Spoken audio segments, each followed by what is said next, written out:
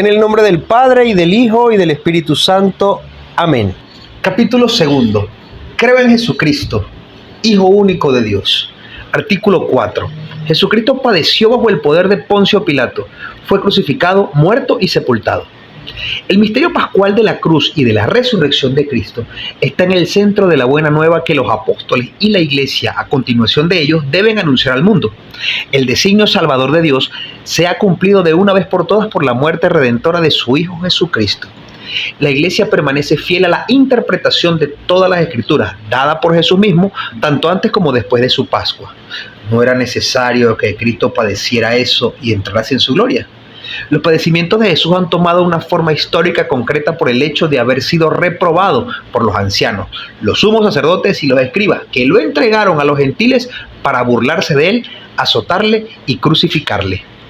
Por lo tanto, la fe puede escrutar las circunstancias de la muerte de Jesús que han sido transmitidas fielmente por los evangelios e iluminadas por otras fuentes históricas a fin de comprender mejor el sentido de la redención. Párrafo 1. Jesús e Israel.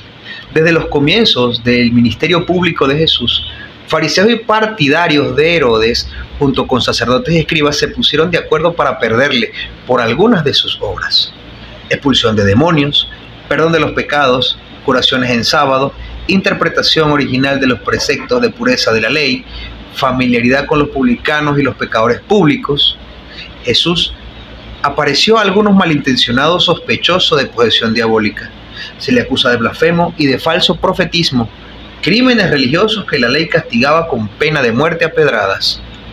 Muchas de las obras y de las palabras de Jesús han sido, pues, un signo de contradicción para las autoridades religiosas de Jerusalén, aquellas a las que el Evangelio de San Juan denomina con frecuencia los judíos, más incluso que a la generalidad del pueblo de Dios. Ciertamente sus relaciones con los fariseos no fueron solamente polémicas, fueron unos fariseos los que le previnieron del peligro que corría. Jesús alaba a alguno de ellos, como al escriba de Marcos 12:34, y come varias veces en casa de fariseos.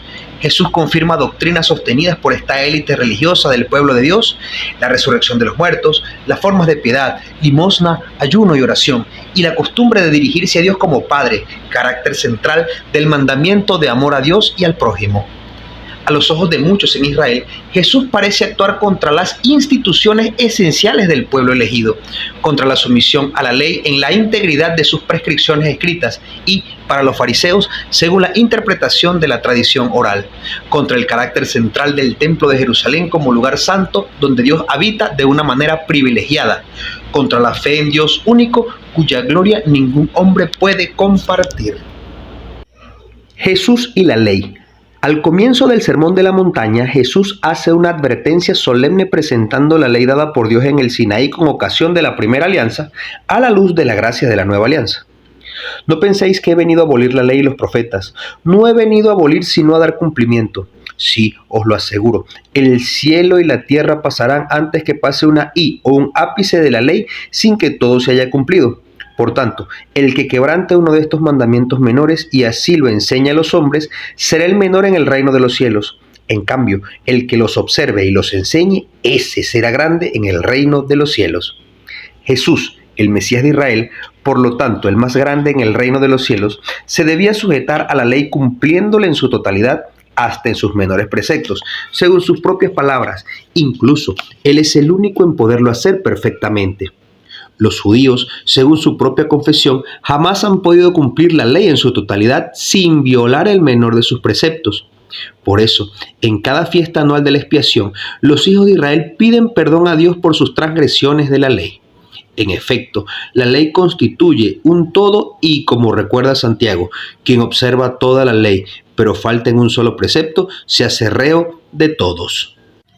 Este principio de integridad en la observancia de la ley, no solo en su letra sino también en su espíritu, era apreciado por los fariseos. Al subrayarlo para Israel, muchos judíos del tiempo de Jesús fueron conducidos a un celo religioso extremo, el cual, si no quería convertirse en una casuística hipócrita, no podía más que preparar al pueblo a esta intervención inaudita de Dios, que será la ejecución perfecta de la ley por el único justo en lugar de todos los pecadores. El cumplimiento perfecto de la ley no podía ser sino obra del divino legislador que nació sometido a la ley en la persona del Hijo. En Jesús, la ley ya no aparece grabada en tablas de piedra, sino en el fondo del corazón del siervo, quien por aportar fielmente el derecho se ha convertido en la alianza del pueblo. Jesús cumplió la ley hasta tomar sobre sí mismo la maldición de la ley, en la que habían incurrido los que no practican todos los preceptos de la ley, porque ha intervenido su muerte para remisión de las transgresiones de la primera alianza. Jesús fue considerado por los judíos y sus jefes espirituales como un rabí. Con frecuencia argumentó en el marco de la interpretación rabínica de la ley, pero al mismo tiempo Jesús no podía menos que chocar con los doctores de la ley, porque no se contentaba con proponer su interpretación entre los suyos, sino que enseñaba como quien tiene autoridad y no como los escribas. La misma palabra de Dios que resonó en el Sinaí para dar a Moisés la ley escrita es la que él hace oír de nuevo en el monte de las bienaventuranzas. Esa palabra no revoca la ley, sino que la perfecciona, aportando de modo divino su interpretación definitiva. Habéis oído también que se dijo a los antepasados: pero yo os digo. Con esta misma autoridad divina desaprueba ciertas tradiciones humanas de los fariseos que anulan la palabra de Dios. Yendo más lejos, Jesús da plenitud a la ley sobre la pureza de los alimentos, tan importante en la vida cotidiana judía, manifestando su sentido pedagógico por medio de una interpretación divina. Todo lo que de fuera entra en el hombre no puede hacerle impuro. Así declara puros todos los alimentos. Lo que sale del hombre, eso es lo que hace impuro al hombre, porque de dentro del corazón de los hombres salen las intenciones malas. Jesús, al dar con autoridad divina la interpretación definitiva de la ley, se vio enfrentado a algunos doctores de la ley que no aceptaban su interpretación a pesar de estar garantizada por los signos divinos con que la acompañaba. Esto ocurre en particular respecto al problema del sábado. Jesús recuerda frecuentemente con argumentos rabínicos que el descanso del sábado no se quebranta por el servicio de Dios o al prójimo, que realizan sus curaciones. Jesús y el templo. Como los profetas anteriores a él, Jesús profesó el más profundo respeto al templo de Jerusalén. Fue presentado en él por José y María 40 días después de su nacimiento. A la edad de 12 años decidió quedarse en el templo para recordar a sus padres que se debía a los asuntos de su padre. Durante su vida oculta subió allí todos los años, al menos con ocasión de la Pascua. Su ministerio público estuvo jalonado por sus peregrinaciones a Jerusalén con motivo de las grandes fiestas judías. Jesús subió al templo como al lugar privilegiado para el encuentro con Dios. El templo era para él la casa de su padre, una casa de oración, y se indigna porque el atrio exterior se haya convertido en un mercado. Si expulsa a los mercaderes del templo, es por celo hacia las cosas de su padre. No hagáis de la casa de mi padre una casa de mercado. Sus discípulos se acordaron de que estaba escrito: el celo por tu casa me devora. Después de su resurrección, los apóstoles mantuvieron un respeto religioso hacia el templo. Jesús anunció, no obstante, en el umbral de su pasión, la ruina de ese espléndido edificio del cual no quedará piedra sobre piedra. Hay aquí un anuncio de una señal de los últimos tiempos que se van a abrir con su propia Pascua. Pero esta profecía pudo ser deformada por falsos testigos en su interrogatorio en la casa del sumo sacerdote y serle reprochada como injuriosa cuando estaba clavado en la cruz. Lejos de haber sido hostil al templo, donde expuso lo esencial de su enseñanza, Jesús quiso pagar el impuesto del templo asociándose con Pedro, a quien acababa de poner como fundamento de su futura iglesia. Aún más, se identificó con el templo, presentándose como la morada definitiva de Dios entre los hombres. Por eso, su muerte corporal anuncia la destrucción del templo que señalará la entrada en una nueva edad de la historia de la salvación. Llega la hora en que, ni en este monte, ni en Jerusalén, adoraréis al Padre. Jesús y la fe de Israel en el Dios único y Salvador. Si la ley y el templo de Jerusalén pudieron ser ocasión de contradicción entre Jesús y las autoridades religiosas de Israel, la razón está en que Jesús, para la redención de los pecados, obra divina por excelencia, acepta ser verdadera piedra de escándalo para aquellas autoridades. Jesús escandalizó a los fariseos comiendo con los publicanos y los pecadores, tan familiarmente como con ellos mismos, contra alguno de los que se tenían por justos y despreciaban a los demás. Jesús afirmó: no he venido a llamar a conversión a los justos, sino a pecadores.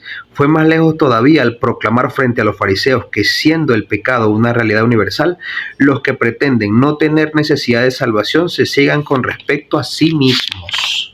Jesús se escandalizó sobre todo porque identificó su conducta misericordiosa hacia los pecadores con la actitud de Dios mismo con respecto a ellos. Llegó incluso a dejar entender que compartiendo la mesa con los pecadores los admitía al banquete mesiánico. Pero es especialmente al perdonar los pecados cuando Jesús puso a las autoridades de Israel ante un dilema.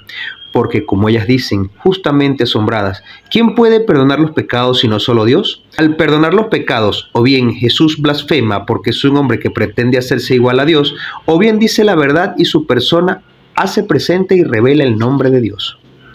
Solo la identidad divina de la persona de Jesús puede justificar una exigencia tan absoluta como esta: el que no está conmigo está contra mí. Lo mismo cuando dice que él es más que Jonás, más que Salomón, más que el templo, cuando recuerda refiriéndose a que David llama al Mesías su Señor, cuando afirma: antes que naciese Abraham, yo soy. E incluso el Padre y yo somos una sola cosa. Jesús pidió a las autoridades religiosas de Jerusalén que creyeran en él en virtud de las obras de su Padre que él realizaba, pero tal acto de fe debía pasar por una misteriosa muerte, asimismo para un nuevo nacimiento de lo alto, atraído por la gracia divina. Tal exigencia de conversión frente a un cumplimiento tan sorprendente de las promesas permite comprender el trágico desprecio del Sanedrín al estimar que Jesús merecía la muerte como blasfemo.